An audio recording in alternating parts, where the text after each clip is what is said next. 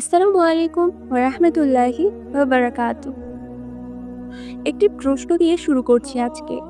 আপনি কি এমন কোনো সময় আছেন যখন চারপাশ অন্ধকার হয়ে আছে? আপনার দোয়া কবুল হচ্ছে না? নাকি চেষ্টা করছেন কিন্তু কোনো কিছুই হচ্ছে না? সব দিক থেকে কি দরজা বন্ধ হয়ে আছে? তবে আপনি জানেন কি এমন মুহূর্তেই আল্লাহ গায়েবী সাহায্য আসে এবং যখন সেই সাহায্য কাছাকাছি চলে আসে, আল্লাহ আপনাকে কিছু বিশেষ লক্ষণ দেখান। আজকে সেই বিষয় নিয়ে কথা বলবো। আজকের এই দীর্ঘ ভিডিওতে আমরা জানাবো যখন আল্লাহর গায়েবী সাহায্য খুব কাছে চলে আসে তখন কি কি লক্ষণ দেখা যায়। নাম্বার ১, পরীক্ষা হয় কঠিন থেকে কঠিনতর। যেমন যখন সাহায্য সবচেয়ে কাছে আসে, সবচেয়ে কাছে থাকে, তখনই পরীক্ষা হয় সবচেয়ে কঠিন। আল্লাহ আপনাকে ভেঙে ফেলেন না। আমরা ভাবি আল্লাহ আমাকে ভেঙে ফেলছেন, চুরমার করে ফেলছেন। কিন্তু না, আল্লাহ আপনাকে ভেঙে ফেলেন না। তিনি আপনাকে নতুন রূপে গড়ে তুলছেন। ঠিক যেমন নবী আইয়ুব আলাইহিসসালামকে তিনি দীর্ঘদিন রোগে আক্রান্ত করে রেখেছিলেন, কিন্তু সেই ধৈর্যই তার জন্য রহমত হয়ে এসেছে। সাহায্য আসা ঠিক আগ মুহূর্তে আপনি হাল অলমোস্ট ছেড়ে দেন এবং সেখানেই আসে আপনার গায়েবী সাহায্যে। নাম্বার ২, আপনার হৃদয় বারবার বলে আর না, আর হবে না, আর পারবো না, এখানেই সমাপ্ত।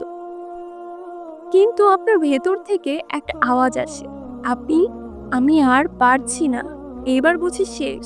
তবুও আপনি নামাজ পড়া বন্ধ করছেন না, আপনি আল্লাহর কাছে দোয়া করা বন্ধ করছেন না। আপনি যতই মুখে বলছেন নিরাশ হয়ে যাচ্ছেন, কিন্তু আপনি আসলে মন থেকে নিরাশ হচ্ছেন না।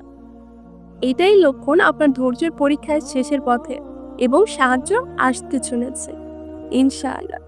নাম্বার ৩, অপরিকল্পিত উপায়ে কিছু ভালো ঘটনা ঘটতে শুরু করে।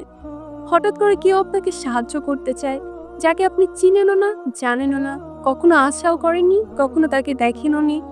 বা সে আপনার শত্রুপক্ষ, যে আপনাকে প্রতিনিয়ত ক্ষতি করার জন্য ব্যস্ত থাকে। হঠাৎ কোনো দরজা খুলে যায় যেটা আপনি ভাবতেও পারেন না, একদম মিরাক্কেলের মতো।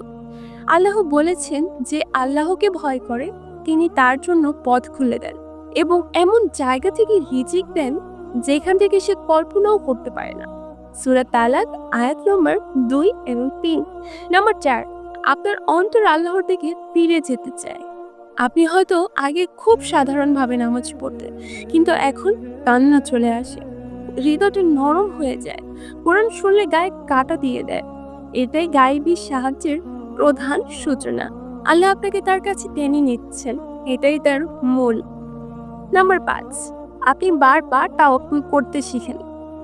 আপনি বুঝে যান মানুষ নয়, আল্লাহই আপনার সহায় আছে এবং আপনি তাওয়াক্কুল করেন, পুরোপুরি আল্লাহর উপর ভরসা করেন। মানুষের উপর আশা, ভরসা, বিশ্বাস একদম ছেড়ে দেন। আপনার স্বপ্ন জুড়ে শুধুমাত্র আল্লাহ তাআলার।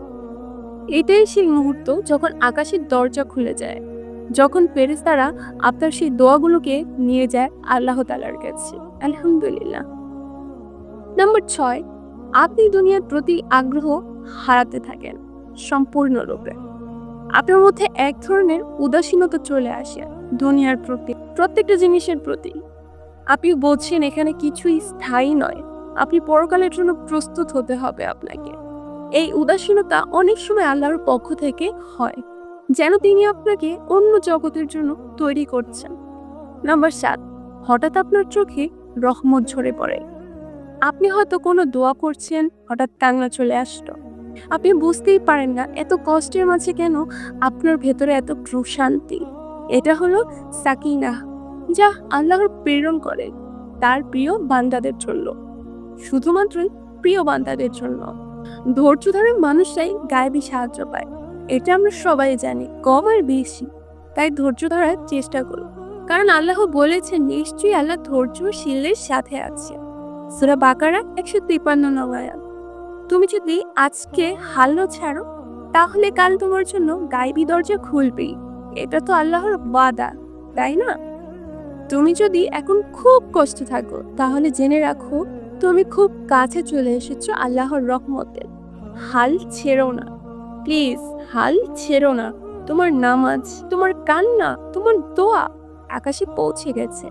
গায়েবী সাহায্য রওনা হয়েছে, তোমার দিকেই আসছে। শুধু একটু ধৈর্য ধরো, একটু সবর করো, গায়েবী সাহায্য আসবেই ইনশাআল্লাহ। আজকের ভিডিওটি যদি তোমাদের হৃদয় ছুঁয়ে থাকে তাহলে শেয়ার করো আর একটা সাবস্ক্রাইব করে আমাদের পাশে থাকো। আর অন্য কাউকে সান্ত্বনা দেওয়ার ব্যবস্থা করো একটা শেয়ারের মাধ্যমে। আজকের জন্য এখানেই সমাপ্ত। আসসালামু আলাইকুম ওয়া রাহমাতুল্লাহি ওয়া বারাকাতুহু।